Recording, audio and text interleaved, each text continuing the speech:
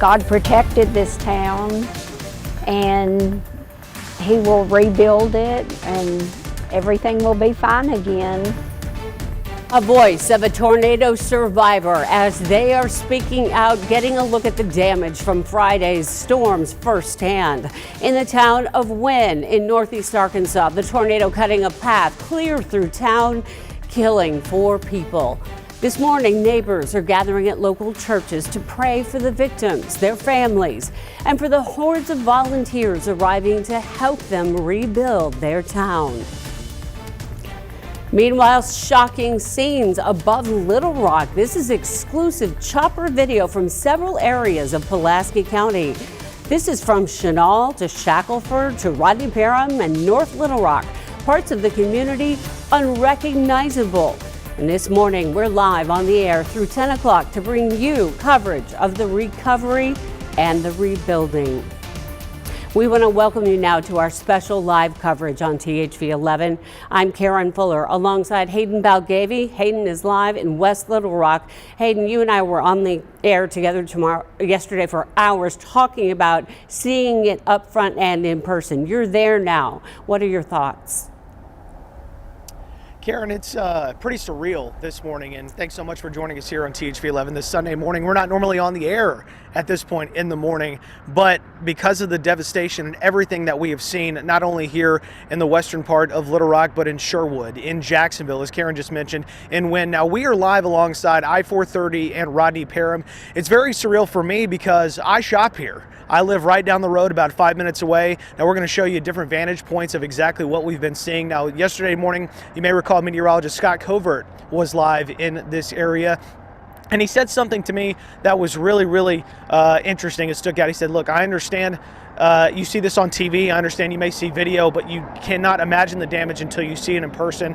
And he was absolutely correct. This is an area that a lot of us are very familiar with because we call it home. The Kroger behind me, we actually were making our way to the Kroger parking lot that is over my shoulder, but we were met, we were met with some security that said, we appreciate what you're doing, but we cannot allow anyone in here besides security, police, and the National Guard. There's actually a National Guard truck to my vantage point behind me over my shoulder, but it's tough to see because we're pushed back just a little bit.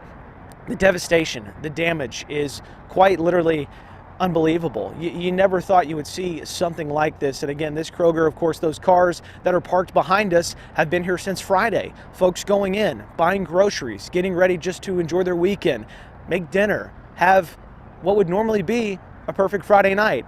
But instead, all that changed, lives changed, and of course, this has been a tough situation to see in person. And we're going to be bringing you live reports all morning long. This is one of the hardest hit areas towards West Little Rock, and Rodney Parham too, which is usually so busy and is busy this morning. Cars coming and going, but lights are out, power is out. A huge police presence is out here to make sure that folks are okay and doing well. But again, this is just something a lot of folks never thought that they would see in such a highly populated area.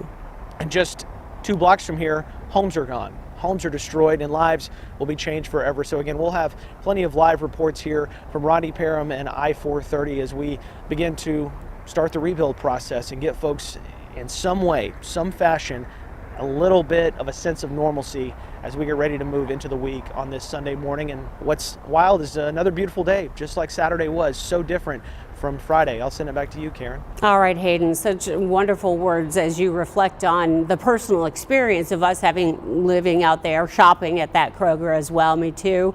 And to see it in the background is just it is, like you said, surreal. So we'll be checking in with you. Obviously, you're field anchoring there. Now, here from the studio, here is what we know as of this morning. Authorities say that 5 people have lost their lives due to the tornado. 4 from Wynne, 1 from North Little Rock. The National Weather Service says the tornado caused damage in Little Rock.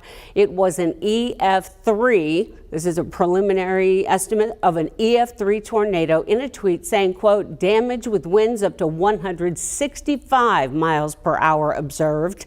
The damage was observed at Breckenridge and North Shackelford Road in Little Rock, and Governor Sanders has signed an executive order declaring a state of emergency.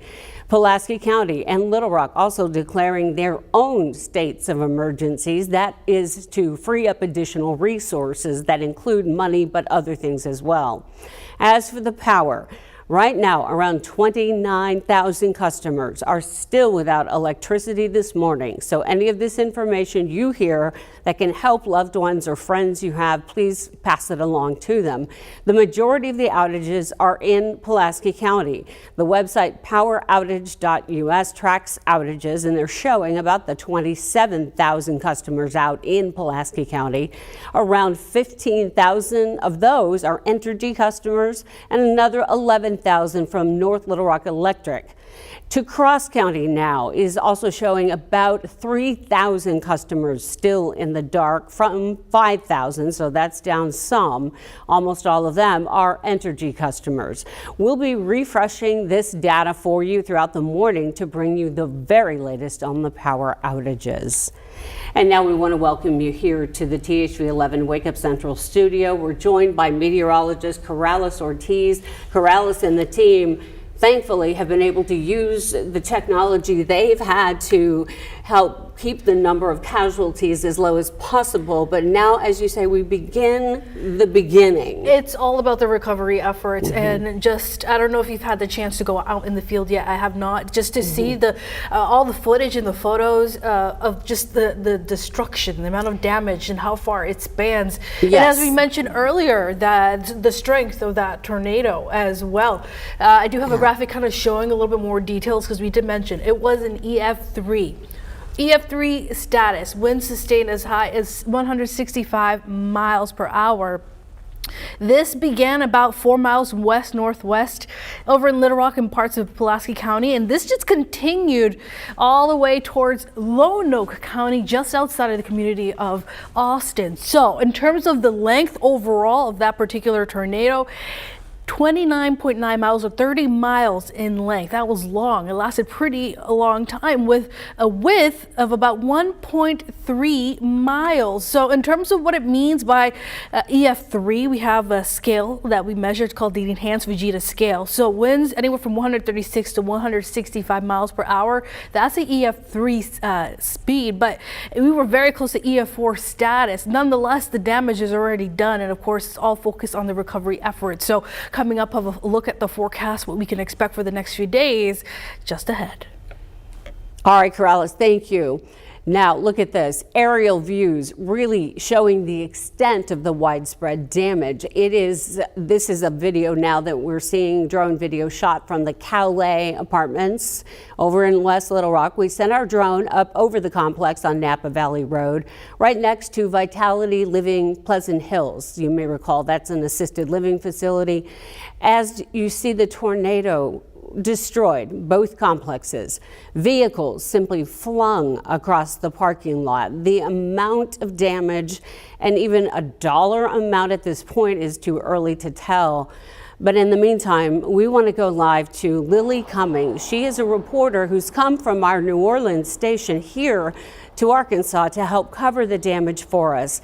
Lily, welcome, and tell us what you're seeing there on the ground. Karen, good morning to you. I am looking at the most beautiful sunrise in front of me here. Birds are chirping, and it is a quiet and peaceful Sunday morning here in West Little Rock. That was not the case on Friday. I'm going to step out of the way so photojournalist Ricknese Riggins can show you all some of the damage here at the Calais apartments. Now this, as you said, was one of the hardest hit areas. Little Rock Police is out here right now, still blocking off the entrance to the Calais apartments, not letting folks in. You can see some of these roofs just destroyed, power lines are still down, and a lot of debris out here this morning. Now take a look. We're going to give you a bird's eye view of this destruction. This area, as you said, home to several apartments and is densely populated. We spoke to one resident of the Lenox apartments yesterday evening who was here gathering some of her things. The roofs of those apartments were blown off, some of them, and several of them now are covered in blue tarps. She told us her apartment fared well, but her windows were blown out, and she walked us through the terrifying moments on Friday as she took cover in her bathtub. It sounded like a train pretty much coming through. We had enough time to get to shelter, but like many people here, we really didn't think it was gonna, tornadoes don't hit Little Rock like that. Well, and yesterday evening we spoke with an Entergy spokesperson who told us that the estimated restoration time for this area is now pushed to Thursday evening. They were telling us at first Wednesday, but they're pushing that to Thursday, just looking at the weather forecast and the damage out here that they've seen. Now that is Thursday evening, so a lot of folks this morning waking up without power in this area, and we will have much more on those power outages coming up in our 7:30 hour.